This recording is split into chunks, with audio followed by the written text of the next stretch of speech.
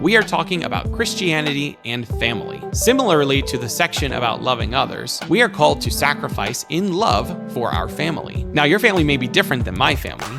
I'm married with 4 kids. But even as a brother or a sister or a son or a daughter or whatever you are in the mold of a family, you are called to lovingly sacrifice your time, energy, and resources for the sake of your family. Marriage in particular is the closest bond that any person can have, so much so that the Lord declares this union the 2 people becoming one flesh. Because of that, my relationship to my wife must be one of love, care, and sacrifice when things are hard. While the Bible absolutely does lay out roles for the man and the woman in marriage, the man being the spiritual leader of the home, tasked with the protection and the guidance of the home, and the woman who supports the man in his mission to lead and to guide while also exercising authority over the children. We are also called to do all of these things with an equal amount of self-sacrifice. Men are called to be the head of the house, just as Christ is the head of the church, who, out of love, gave himself for the church. Jesus came to serve, not to be served. And because of that, husbands are called to serve the wives, while the wives are also called to serve the husbands. The relationships between the husband and the wife are naturally closer than the bonds between the parents and their children, or they really should be.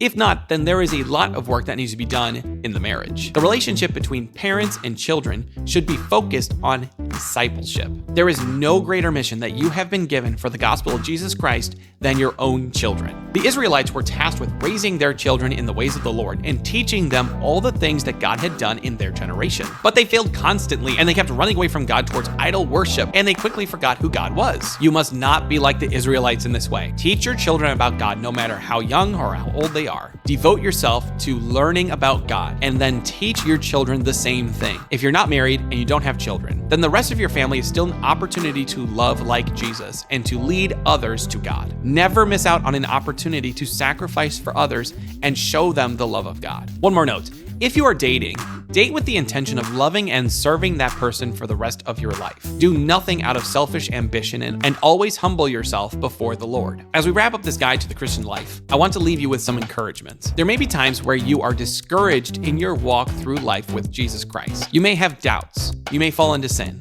and struggle to find your way out. You may have struggles and wonder where God is in all of this. Jesus says in the book of John, chapter 16:33, "I have told you these things so that in me you may have peace.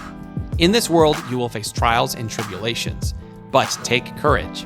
I have overcome the world." Christianity is not going away. Many atheists have tried to rationalize the world around us throughout the 2,000 years after Christ, but they constantly just reveal how foolish they are for rejecting the Savior. Before the popular Big Bang Theory actually came out, the popular scientific consensus was that the universe always existed and never had a beginning. In fact, Christians were mocked by pop atheists of their time for even believing that the universe had a beginning. Yet, science itself has proven that the opening of Genesis, the instantaneous creation of the universe through the phrase, "let there be light," is actually true. Now, we the Christians can look back and laugh at the scoffers who, in their hatred of God, chose to ignore reality. Never forget that God has a great plan for you and your life, even if it doesn't seem great at this time. And even if you face the worst trials and the worst trouble imaginable, even if there is death surrounding you, take courage and have hope. For Jesus Christ has overcome death itself so that you may live both now and forever. You may not be guaranteed success in this life or wealth, but you are promised and granted joy, peace, love, and hope that is stronger than the hardship that you walk in. I hope that this video has been encouraging to you. I hope that in your new life with Jesus Christ, that you will find the ultimate desire of your heart to know the Lord and to be loved more than you could ever imagine. If you did find this to be helpful, please subscribe to this channel for more content just like this. Also, please consider giving financially to this ministry. You can give by donating through Patreon or PayPal, or you can check out our Etsy shop for some shirts to rep Jesus Christ everywhere you go. Thank you so much for tuning into The Gospel Mindset. My name is Joshua Gajownik. God bless you and have a wonderful day.